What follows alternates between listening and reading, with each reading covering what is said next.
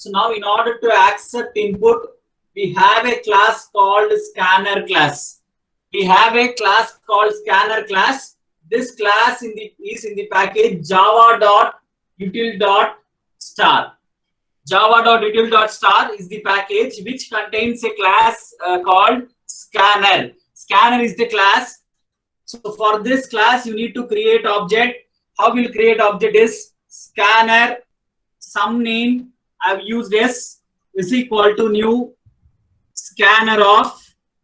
You have to say from where to accept input. So it is system.in. System.in. System.in indicates standard input. System.in indicates standard input. That is, I have to get the input from the keyboard. The standard input device is keyboard. So now, as I told you earlier, so the first letter is capital because scanner is a class. First letter is a capital. Now this class contains instance methods. So what is instance methods means? Those methods you must access by using object. Object use பண்ணி the methods வந்து நீங்க access பண்ணணும். Static methods means you have to use just class name. But instance methods means you should create object for the class, then use those methods. So now first method is next int. So see the difference. The first letter is small. The corresponding starting word letter will be capital. Since it is a method, the first character will be small. The corresponding next coming characters will be capital. What is the purpose of this one is to read an integer number. To read an integer number. To read an integer number. Is that right? Similarly, we have simply next. Next. So next is used for to read a string. To read a string. Just to read a string, you are going to use the method called next. Similar way, there is method called next line.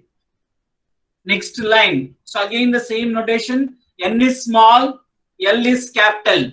Since it is the second word. So what is its purpose is it is used to read a string with space. Read a string with space. Along with space, it is going to read the string. Is that fine?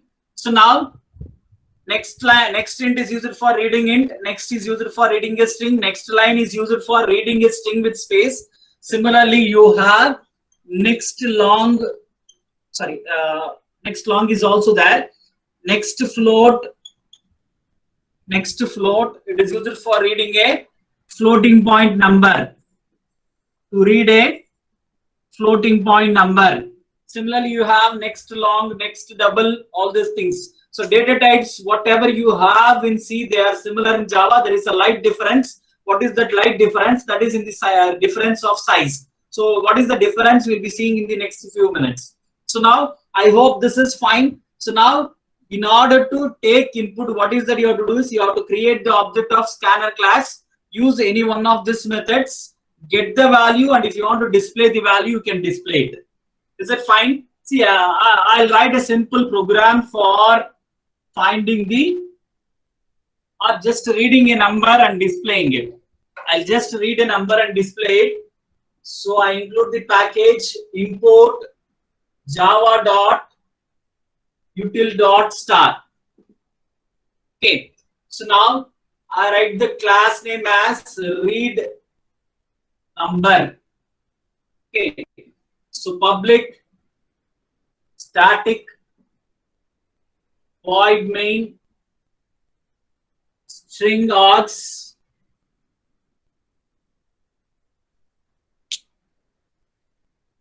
string args. So now I want to use the read a number. So what is the method for me? First, I need to create the object of the scanner class. Scanner sc is equal to new scanner of system.in. System.in. So now what is that I'll do? I'll take one variable. I will take a variable int a is equal to sc dot What type of variable it is? Integer variable. So what is the method that I use? Next int. I have read the method. I'll just display it. System dot out dot println a.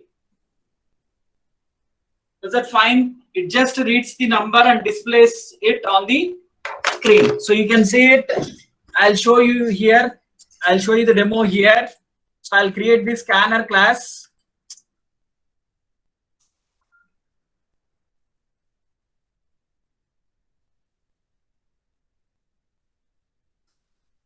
So I'll take a variable a is equal to sc dot next int. Right? System dot out dot println. I'll display the value of a. So now I'll save it.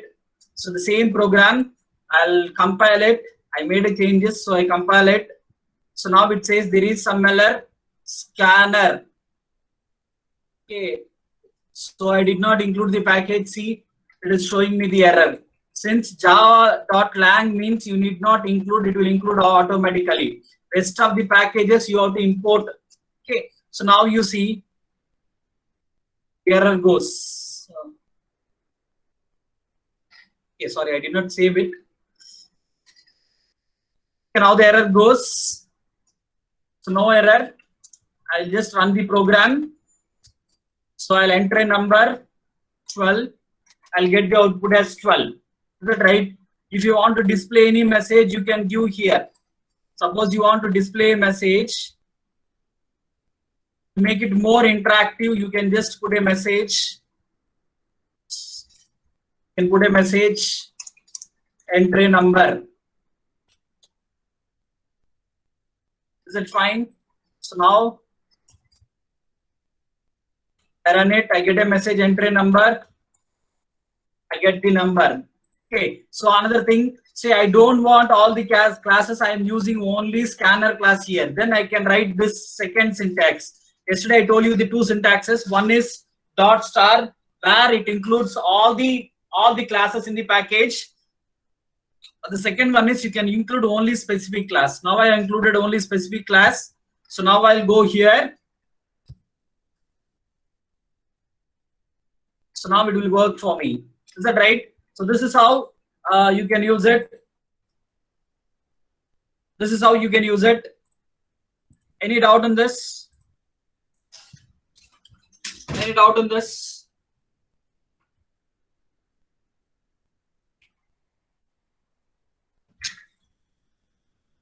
Any doubt on this?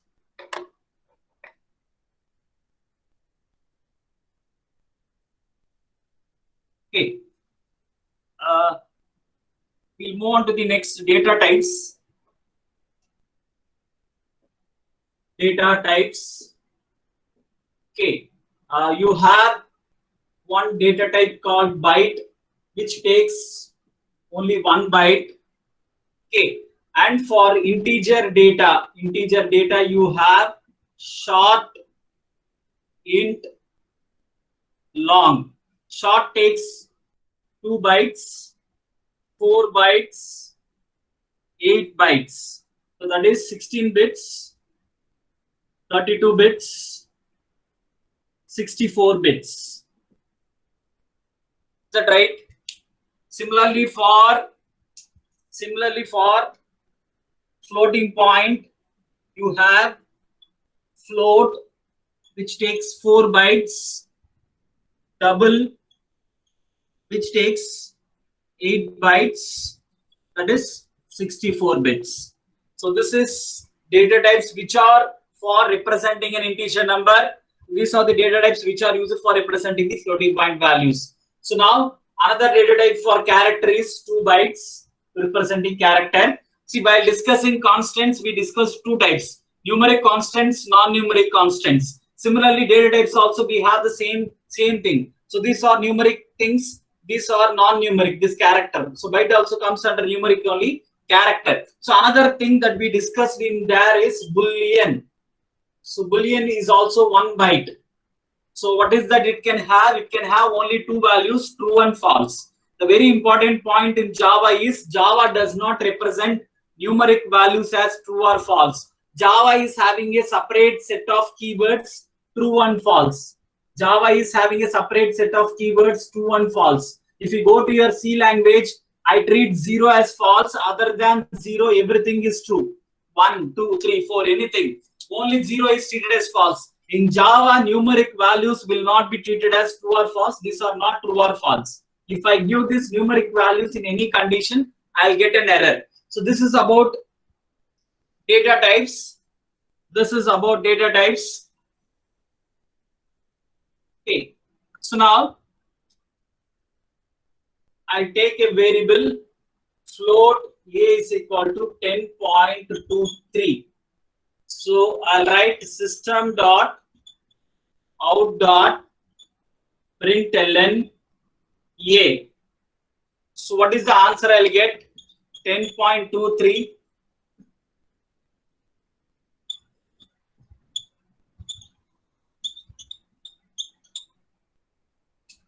So can you tell the answer for this? Float a equal to 10.23. System dot out dot println a. If I print a, what is the value I am going to get? Is it 10.23 or is it 10 or it is 10.00 or is it simply 10 or I'm going to get an error? Can you tell the answers?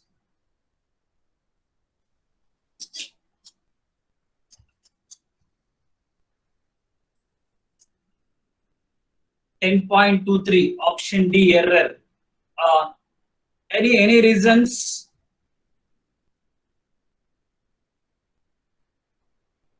Reason why it is error?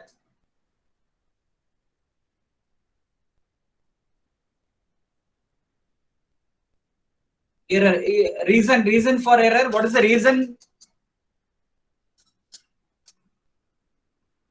Yeah. Okay. See. So that is as some of you told, it is right. So why? Because this by default, this value is treated as double in Java. By default, the data type for representing a fractional value or decimal point number in Java is double. By default, this is treated as double. So I'm trying to store a double value into a float one. So it says incompatible type. It says incompatible type. So what is that I have to do is I have to suffix with f. When I suffix with f, this value becomes a float value. Now it becomes a float value and both the things match, you'll not get any error. Okay, so that is the reason why you'll be getting error for this. The answer is error only, as some of you said. It is error. What is the reason is the default representation of decimal number or fractional value in Java is double. So this will be treated as double and you cannot store it into this one. Is it right? So this is about these things. Afterwards, you can try about finding the sum of numbers, such programs. Okay. So now we'll move on to the next one. So as some of you has asked yesterday, we left about something called command line arguments. Command line arguments. Okay. What is command line argument? First of all, before we go to command line, we'll try to see first of all, what is this command line? See, command line is nothing but this one. This black screen I'm getting now. So this part is called command line. This is command line. This is command line. Okay, here only I'm giving commands. What are the commands I'm giving? Java C is a command. Java is a command that I'm giving. So whatever commands you are giving here, that are known as command line. So now, what is this is? Command line arguments will help you to get input in the command line. Help you to get input in the command line. Get input in the command line. Okay. So whenever you give input in the command line, where it gets stored? In your public static void main, you have given an argument named as string args of array. Is that right? So now string args of array you have given. So now, as I told you yesterday, this name is not important. You can use any name. It can be anything, but this parameter must be string array. I can use the name X, A, Y, Z, whatever name I want.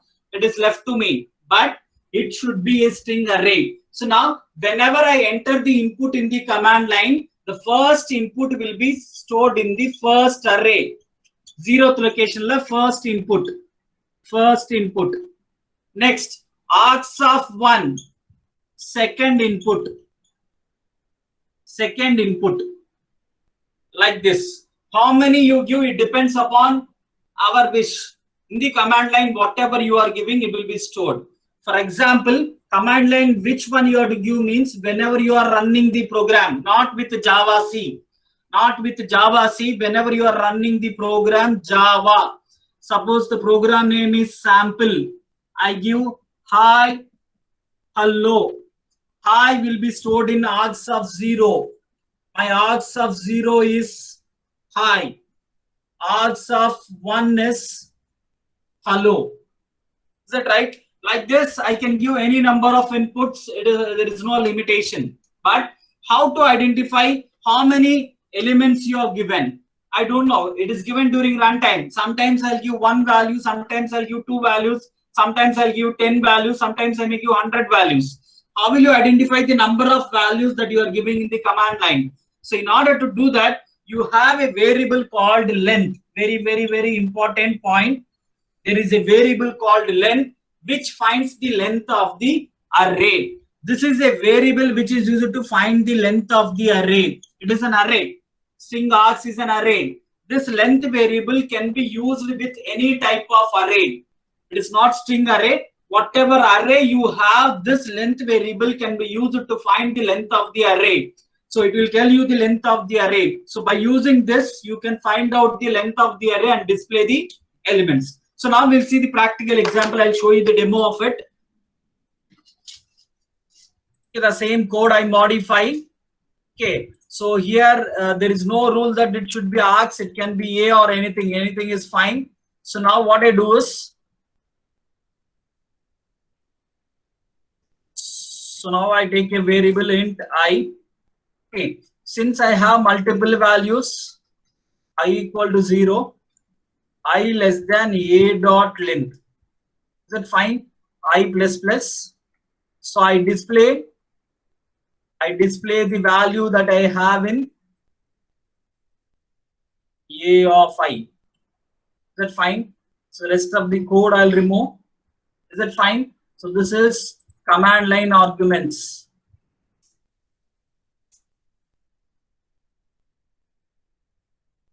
So in command line arguments, I am taking this arguments will be stored here. See, the name can be anything, A, X, Y, Z, but it should be a string array. So this brace can be used here or here, anything is fine. If I use here also, no problem. Either I use this side or that side, no issues. Is that fine? So now I'll run the same program. You see here.